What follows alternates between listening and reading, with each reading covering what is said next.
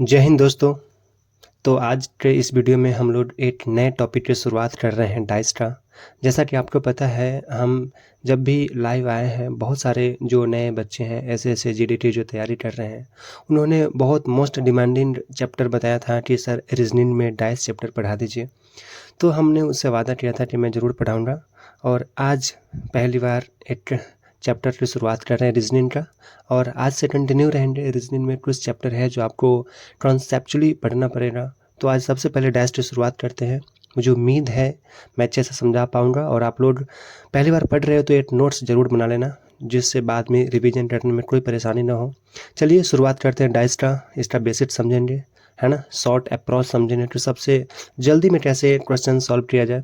क्योंकि एग्ज़ाम में हमारा मेन टारगेट क्या होता है कि जल्दी से जल्दी क्वेश्चन बनाओ और समय बचाओ। ठीक है, प्रोसेस तो ऐसे बहुत लॉन्ग मेथड भी है समझाने का, है ना, तो कोई मतलब नहीं बनता उसका। जितना शॉर्ट से शॉर्ट्स हम लोग कर सकें बिल्कुल करेंगे। ठीक है, चलो शुरुआत करते हैं। सबसे पहले देखते हैं डाइस, जिसको हिंदी में हम लोग बोलते हैं पासा। ये होता क्या है, डाइस किसको बोलते हैं? तो आप लोग को पता है, आप लोगों ने जो वो लूडो खेले हो ना, लूडो जिसमें चट्टा रोटी होता है, जिसका साइज ऐसा होता है ना, जस्ट, है ना, ऐसा जो देखते हो ना, जिसमें 2 3 ऐसा लिखा रहता है, इसी को हम लोग डाइस बोलते हैं, है ना। इसमें 6 सतह होता है। सतह आपको बता दिया, जैसे देखो इसमें सामने कितना सतह दिख रहा है आपको, एक सतह, ये दूसरा सतह और ये तीसरा सतह। इसमें दिख रहा है 3 सतह, है ना। इसमें 3 सतह दिखता है और 3 सतह नहीं दिखता है। जैसे एग्जाम्पल बताओ, पूरा सतह दिखाना होगा तो पिक्चर कुछ ऐसा होगा।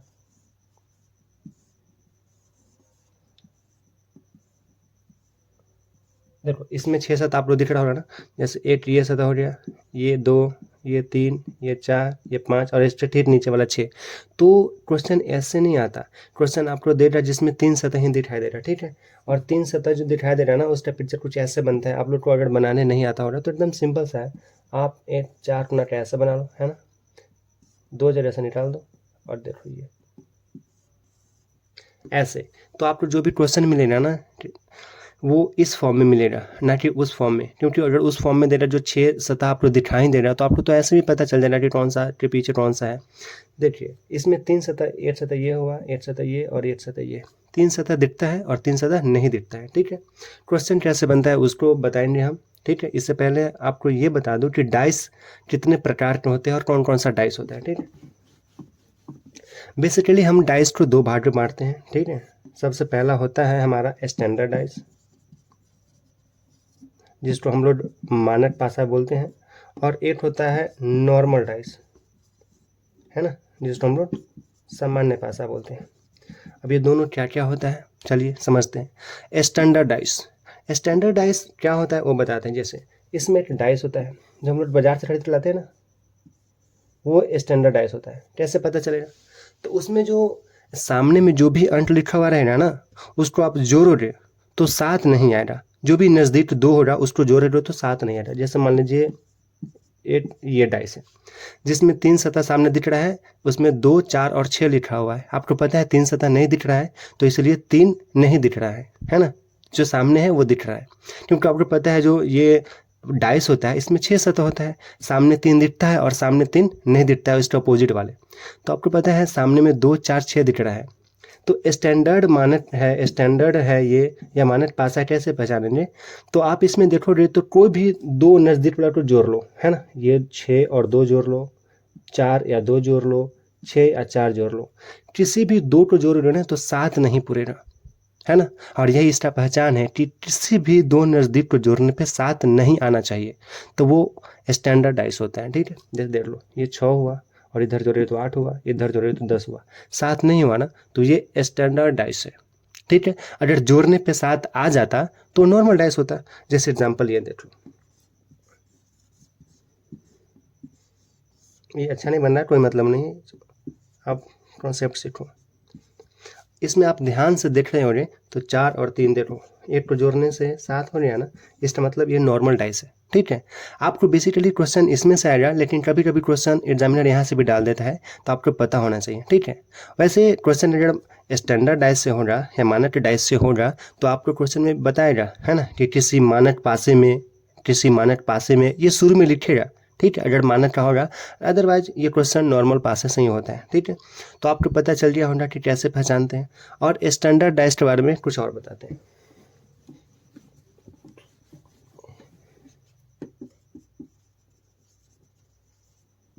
ठीक है, स्टैंडर्डाइज्ड में और क्या होता है कि देखो,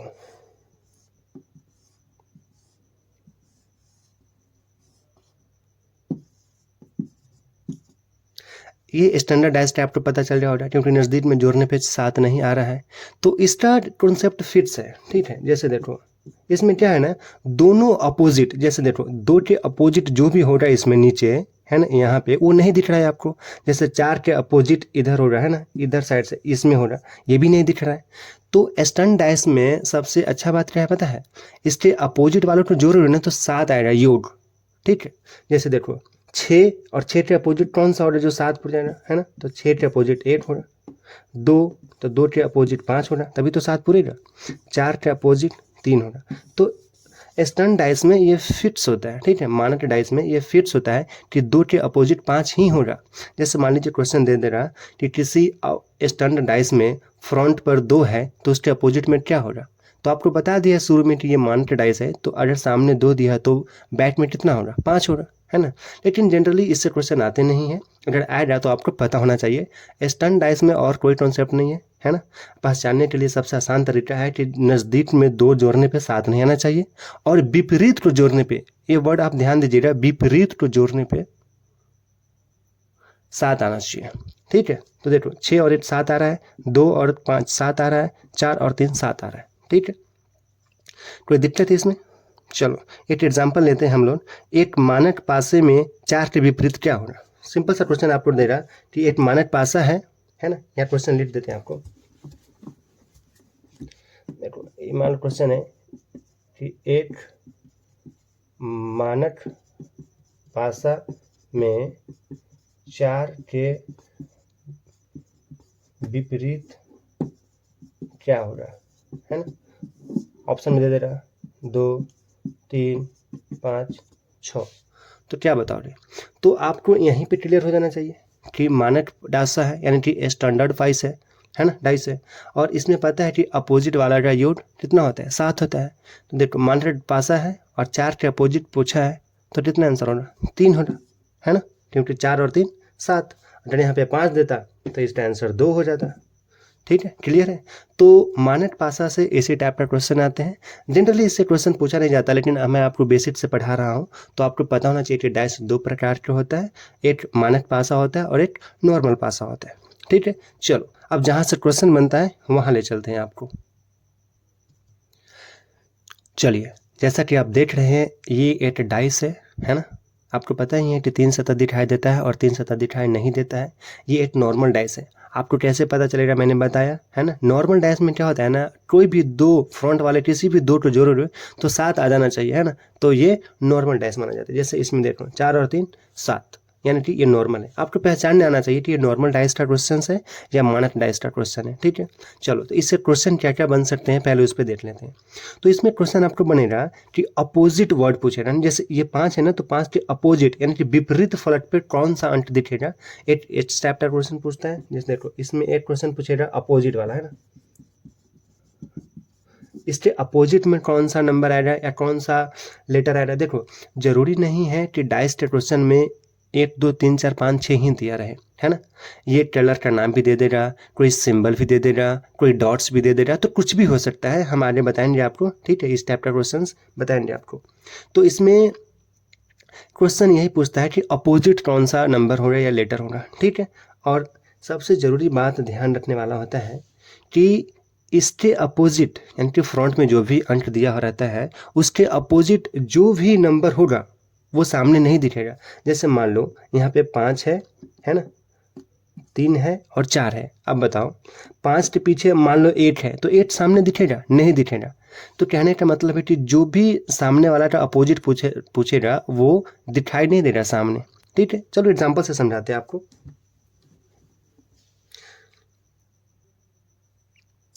चलिए देखिए, ये एक नॉर्मल डाइस है। अब इसमें आपको 2 डाइस दिखाई दे रहा होगा, तो आप पूछ रहे ये क्या है सर। देखिए 8 ही डाइस को 2 बार फेंटा गया है, तो एक बार ऐसा आया सामने और एक बार सामने ऐसा आया। आप ये मत समझना कि ये 2 डाइस है, नहीं 8 ही डाइस है, इसको 2 बार फेंटा गया है, तो फर्स्ट कंडीशन में ऐसा आया और सेकंड कंडीशन में सामने ए आया। ठीक है, अब इससे क्वेश्चन क्या बनता है, कभी पूछ दे रहा है बताइए 2 के अपोजिट कौन सा होगा। आपको यही दोनों पिक्चर से फाइंड करना होता है। कभी पूछेगा 4 के अपोजिट बताइए क्या होगा, कभी 5 के अपोजिट। तो चलिए इसको समझते हैं, निकालते कैसे। ठीक है, इसमें बस कुछ बातों का ध्यान रखना होता है।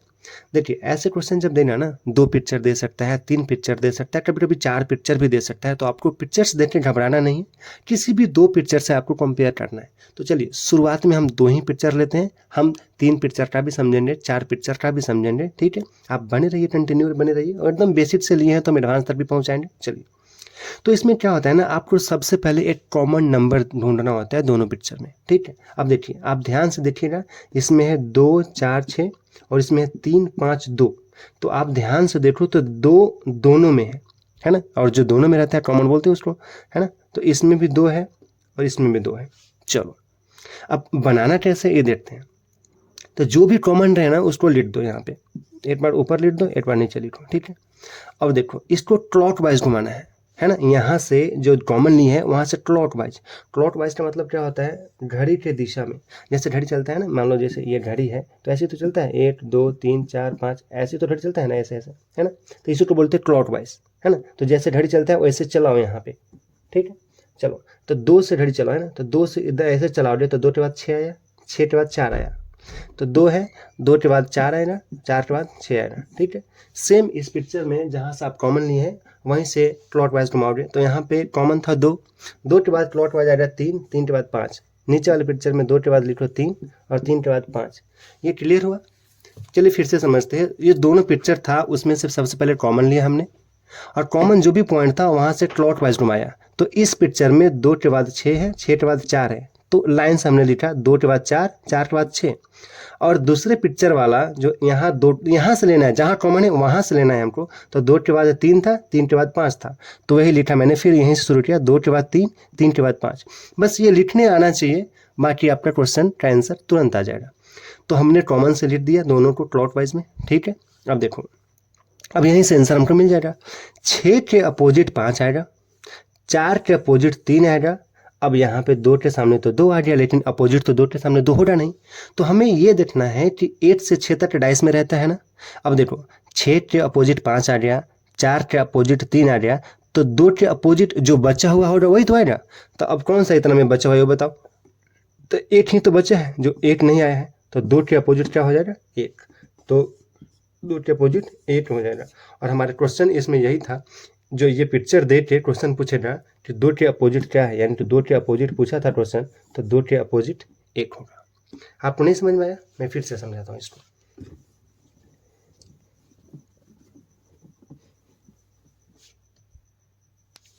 नहीं समझ में आया तो कोई बात नहीं, हम 2 एग्जाम्पल लेंगे, 3 एग्जाम्पल लेंगे, बट एक बार आप टाइम देके कॉन्सेप्ट समझ जाओ, फिर आप क्वेश्चन देखते ही आंसर बनाओगे। ठीक है, सबसे पहले कॉन्सेप्ट समझना जरूरी है दोस्त। देखो, तो हमने बताया आपको कि ये 8 ही पासा है जिसको 2 बार उछाला गया है, तो 2 कंडीशन आया, एक बार ऐसा आया और एक बार ऐसा आया। क्वेश्चन में आपको रहेगा कि 2 के विपरीत क्या हो रहा है, यानी कि 2 के अपोजिट साइड में कौन सा संख्या हो रहा है। ठीक है, तो निकालने का तरीका एकदम आसान बताएं। जो भी कॉमन मिले, एक कॉमन मिलना चाहिए, तभी तो वहाँ से एंटी क्लॉक वाइज घुमाओगे, सॉरी है ना, क्लॉक वाइज घुमाओगे। तो देखो पिक्चर देखने से आपको क्लियर दिखेगा कि दोनों में 2 है, तो 2 कॉमन हो जाएगा। तो यहाँ वाला 2 लो, 2 6 4 क्लॉक वाइज घुमा दिया हमने, है ना, ऐसे तो घुमाया। यहाँ से लो क्लॉक वाइज, है ना, 2 यहाँ है ना, 2 यहाँ से लो, तो 2 के बाद 3, 3 के बाद 5, 2 3 5। और यहाँ से आपको क्लियर दिखेगा कि 4 के सामने 5 आएगा। अगर क्वेश्चन में पूछता कि 4 के अपोजिट क्या हो रहा है, यानी कि 4 के विपरीत क्या हो रहा था, सीधा आंसर मारते 5। क्वेश्चन में रहता है कि 6 के विपरीत क्या हो रहा है, तो 3 हो रहा। अब क्वेश्चन पूछा है 2 के विपरीत, तो यहाँ आप ध्यान से देखोगे तो 2 के विपरीत तो अभी तक मेरे क्लियर मिला नहीं है ना, क्योंकि 2 के विपरीत 2 और 2 के विपरीत 2 होता नहीं है। अब देखो आपको यहाँ से थोड़ा सा सोचना है कि 4 के अपोजिट 5 तो मिल चुका है, 6 के अपोजिट 3 भी मिल चुका है। अब बताओ इतना में से 8 से 6 तक 8 ही तो मिसिंग है, जो 8 कहीं पे नहीं मिला है, तो यही तो होगा यहाँ पे, है ना। तो 2 के अपोजिट क्या होगा 1 होगा, 2 के अपोजिट 1, है ना। तो यही हमारा आंसर हो जाएगा। ठीक है, आपका क्वेश्चन बस इसी टाइप का बहुत सारा घुमा के क्वेश्चन देगा, 3 डैश दे देगा, है ना, कभी कभी 4 डैश दे देगा। तो चलिए समझते हैं हम और दूसरे एग्जाम्पल से। ठीक है, चलिए देखिए, ये भी सेम टाइप का ही है। आप इसमें अगर बनाने की कोशिश करो तो आराम से बना लोगे, है ना। एक ही डाइस है जिसका 2 कंडीशन दिया हुआ है और इसमें क्वेश्चन आपका पूछा है 8 के विपरीत। देखो मैं क्वेश्चन पूरा नहीं लिख रहा हूँ, क्यों? क्योंकि आपका टाइम बिना मतलब का लॉस हो रहा है, ठीक है। क्वेश्चन समझा देता हूँ, है ना, कि ये एक पासा दिया हुआ है और इसमें 8 के अपोजिट क्या होगा यही आपको पता लगाना है। क्वेश्चन भी ऐसे ही लिखेगा, 2 पिक्चर दे देना और क्वेश्चन में नीचे लिखेगा कि 8 के अपोजिट क्या होगा, आप बताइए। अब इसमें हमको 8 के अपोजिट ढूंढना है कि क्या होगा। तो सबसे पहले हमने बताया कि हमें सबसे पहले काम क्या है ना, कि कम से कम 8 कॉमन मिले। अब आप ध्यान से देखोगे, इसमें है 8 3 2 और इसमें है 4 5 3। तो ध्यान से देखोगे तो 3 कॉमन है दोनों में। तो कोई 8 पिक्चर से शुरू कर देना, इसमें से शुरू करेंगे और क्लॉक वाइज लिखेंगे। देखो 3 यहाँ पे है ना, तो 3 से शुरू करो। तो 3 के बाद ऐसे ऐसे ढूंढना है ना हमें, ऐसे। तो 3 के बाद 2 आया, 2 के बाद 1 आया, ठीक है। इस पिक्चर का काम खत्म हो गया। अब इसमें देखो, यहाँ भी 3 से शुरू करो क्योंकि कॉमन से शुरू करना है हमें। अब देखो कॉमन यहाँ पे 3 है ना, चलो 3 लिखो, इसके बाद क्लॉक वाइज। तो 4 5 4 5, ठीक है। हमें आंसर तो यही मिल जाता है। अब देखो हमें क्वेश्चन में क्या पूछा था कि 8 के विपरीत क्या होगा, है ना। अब देखो हमें क्लियर दिखाई दे रहा है 8 के विपरीत क्या है, तो आंसर इसका क्या हो जाता है 5, है ना। अगर क्वेश्चन में पूछता 2 के विपरीत क्या है, तो 2 के विपरीत क्या हो जाएगा 4। 3 के विपरीत क्या है, तो देखो ध्यान से देखो, 1 के विपरीत 5 है, 2 के विपरीत 4 है, तो यहाँ तो 6 ही तो मिसिंग है। अब जो मिस रहेगा उसी तो अपोजिट रहेगा, यानी कि 3 के अपोजिट 6 हो जाएगा। क्लियर हुआ? तो ऐसी तरह से बहुत सारे एग्जाम्पल मिलेगा आपको। आप प्रैक्टिस सेट जब बनाओगे तो ऐसे ही 8 पिक्चर देगा, 2 पिक्चर देगा, 3 पिक्चर देगा, है ना। आपको इसमें से फाइंड करना होता है अपोजिट। मेनली यही क्वेश्चन बनता है इसमें कि किसी भी नंबर के अपोजिट में क्या हो रहा है, यही आपको पता लगाना होता है, ठीक है। चलिए देखते हैं, एक ऐसा पिक्चर देख लेते हैं जिसमें 2 कॉमन मिल जाए। चलो एक नए टाइप से आपको मुलाकात करवाते हैं। चलिए ये क्वेश्चन देखिए, ये क्वेश्चन आपको कुछ अलग दिख रहा होगा। ये दूसरा टाइप का क्वेश्चन है, ठीक है। इसमें भी एक ही पासा है जिसका 2 कंडीशन दिया हुआ है। चलिए हमने पहले टाइप में क्या देखा कि 8 वर्ड कोई भी कॉमन हो तो हम लोग क्लॉक वाइज घुमा लेते हैं और वहाँ से आंसर मुझे मिल जाता है, ठीक है। आप इसमें ध्यान से देखो तो यहाँ देखो, इसमें है 2 3 5 और इसमें है 2 3 1, यानी कि यहाँ 2 अनकॉमन मिल रहे हैं, यहाँ भी 2 कॉमन मिल रहे हैं, ठीक है। और हमें आंसर क्या क्वेश्चन में क्या पूछा है कि 5 के विपरीत क्या होगा। तो ऐसे प्रश्न में जहाँ पे 2 कॉमन मिल जाए ना, तो यहाँ जो तीसरा होता है ना, एक दूसरे के अपोजिट होता है। यानी कि यहाँ पे 5 जो बचा ना इधर और इधर 1 बचा, यही एक दूसरे के अपोजिट है। यानी कि 5 के अपोजिट कौन सा हो जाएगा 1, है ना, और 1 के अपोजिट 5। अगर इस क्वेश्चन में पूछा है 5 के विपरीत क्या होगा, तो 5 के विपरीत 1 होगा। अगर इसी क्वेश्चन में पूछता कि 1 के अपोजिट क्या होगा, तो 1 के अपोजिट 5 होगा, क्योंकि ये दोनों एक दूसरे के अपोजिट है, ठीक है। तो ऐसे प्रश्न में जैसे आपको एक नज़र ध्यान से देखना होगा प्रश्न, क्योंकि वहाँ लिखा हुआ नहीं रहेगा ना कि इसमें 2 कॉमन मिलेगा। आपको 2 पिक्चर दिया हुआ रहेगा तो आपको देखते ही लगेगा यार इसमें 2 कॉमन मिल रहा है ना, 2 कॉमन मिलेगा तो तीसरा एक दूसरे का अपोजिट होगा। और ऐसे प्रश्न में जो कॉमन नहीं रहते हैं ना वही पूछता है। जैसे इस क्वेश्चन में यही पूछता, या तो 5 का अपोजिट बताओ या 1 के अपोजिट बताओ। अगर बाय द वे क्वेश्चन पूछ देता कि 2 या 3 के अपोजिट क्या है, तो जो नहीं दिख रहा है वो होगा, है ना। अब देखो 2 या 3 के अपोजिट, इसमें कन्फर्म नहीं बता सकते ना कि एग्जैक्टली कौन सा होगा, क्योंकि 2 कॉमन मिल रहे हैं ना, क्यों इसके लिए तीसरा पिक्चर और देना पड़ता है ना।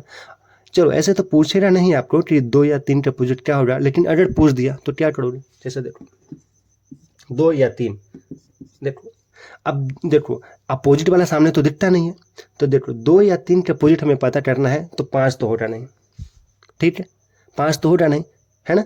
और देखो अब बच गया कौन, 4 और 6 जो नहीं दिख रहा है दोनों पिक्चर में, है ना।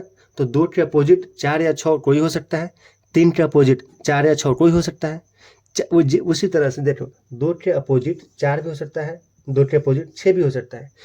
कंफर्म नहीं पता चल रहा है इसमें, क्योंकि 2 कॉमन मिल चुका है ना। कंफर्म पता करने के लिए आपको एक तीसरा पिक्चर देना पड़ेगा इसमें, तभी होगा। उसी तरह से यहाँ पे 4 के अपोजिट 2 भी हो सकता है, या 6 के अपोजिट 3 भी हो सकता है, कुछ भी हो सकता है इसमें, है ना। ऐसा क्वेश्चन ऐसा नहीं पूछेगा, क्वेश्चन इसमें जो 2 कॉमन होता है ना उसमें बस तीसरा जो बच जाता है उसी के अपोजिट वाला पूछता है, ठीक है। आई होप आपको यहाँ तक समझ में आ रहा होगा। जैसे ये क्वेश्चन आप लोग ध्यान से देखो, इसमें 3 पिक्चर दे दिया है। जैसा कि मैं पहले भी बता रहा हूँ, जो भी पिक्चर आपको दिया गया रहता है ना, वो एक ही पासा का भिन्न भिन्न कंडीशन दिया रहता है। ये एक ही पासा जब 3 बार उछाला गया होगा ना, तो सामने ऐसे आया होगा पहली कंडीशन में, दूसरा कंडीशन में ऐसे आया होगा और तीसरा कंडीशन में ऐसे आया होगा। ये ऐसा मत समझना कि 3 पासा 3 3 है, ये नहीं है, 8 ही पासा 3 बार फिर हट गया। अब देखो इसमें क्वेश्चन क्या पूछा है कि 8 के विपरीत क्या होगा, है ना, 8 के विपरीत क्या होगा, तो कैसे पता करेंगे हम लोग इसमें, बताओ 8 के विपरीत क्या हो रहा है, कैसे पता करेंगे। तो देखो इसमें कोई भी 2 फिगर आप चुन लो जिसमें कॉमन मिले, ठीक है। अब देखो ये दोनों अगर पिक्चर आप चूज करते हो तो 3 इसमें भी है, 3 इसमें भी है, तो हम इस दोनों से आंसर निकाल सकते हैं। अगर आप इस दोनों में चूज करोगे, जैसे 4 5 3 है, 6 5 2 है, तो इसमें 5 है कॉमन, आप इसमें से बना सकते हो। तो कोई भी 2 आप चूज कर लो, आप किसी से बना सकते हो, ठीक है। जैसे देखो आप ये दोनों से बना सकते हो, है ना, क्योंकि इसमें 3 कॉमन है ना।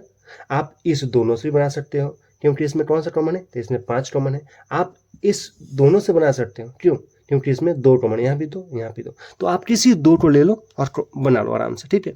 तो हमें किसी से भी आंसर मिल जाएगा। चलिए हम इस दोनों से बना के बताते हैं आपको, ठीक है। जैसे देखो इस दोनों में कॉमन क्या है, 3 है, हम आपको बताए कॉमन जहाँ मिले वहाँ से क्लॉकवाइज घुमा दो, तो यहाँ से घुमा लो 3 2 1, यहाँ से घुमा लो 3 4 5। अब देखो इसमें मुझे क्लियर पता चल गया, इसमें पूछा क्या था आपसे पता है ना, 8 के विपरीत पूछा था, तो 8 के विपरीत 5 आंसर हो जाएगा, 2 के विपरीत 4 आंसर हो जाएगा, और 3 के विपरीत नहीं दिख रहा है यहाँ, तो यहाँ तो 6 तो हो रहा है, आपको दिख ही रहा होगा, है ना। 5 यहाँ हो गया, 4 यहाँ हो जाते हैं, 6 ही बचे ना, तो 3 के विपरीत 6 होगा, यहाँ पे लिख देते हैं 8 के विपरीत 5, 2 के विपरीत 4 और 3 के विपरीत 6। जो भी क्वेश्चन पूछे आपके पास सभी आंसर है, जो भी क्वेश्चन पूछे आप बता सकते हो। फिलहाल इस क्वेश्चन में पूछा था 8 के विपरीत क्या हो रहा, तो 5 हो रहा। अब बताओ आपका क्वेश्चन आसान हो रहा है ना।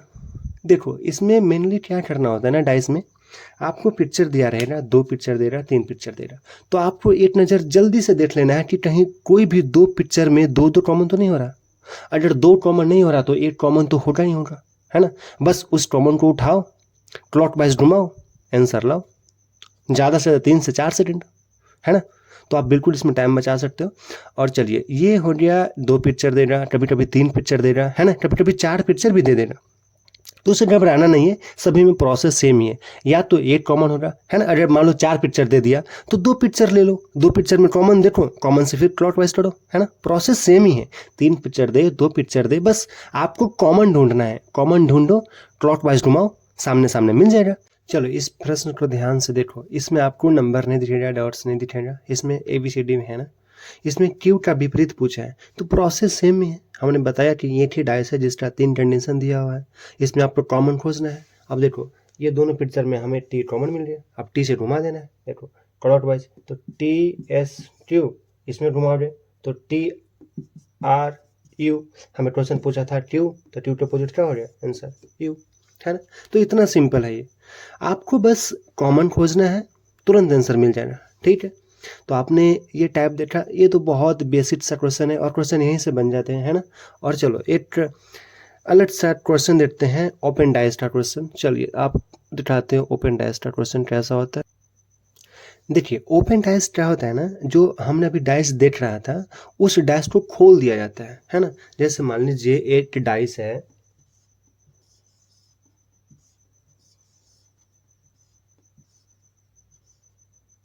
है ना, ये आपको पता है 6 7 है, ये डाइस है, और इसको जब पूरा पार्ट बाय पार्ट खोल दे रहे हो तो कुछ इस तरह से खुल सकता है, ये बहुत कंडीशन में खुल सकता है, ठीक है। तो एग्जामिनर आपको बहुत सारे कंडीशन में खोल के देगा और अपोजिट पूछेगा, इसमें कुछ नहीं है, आपको कुछ बातों का ध्यान रखना होता है, आराम से बन जाता है, ठीक है।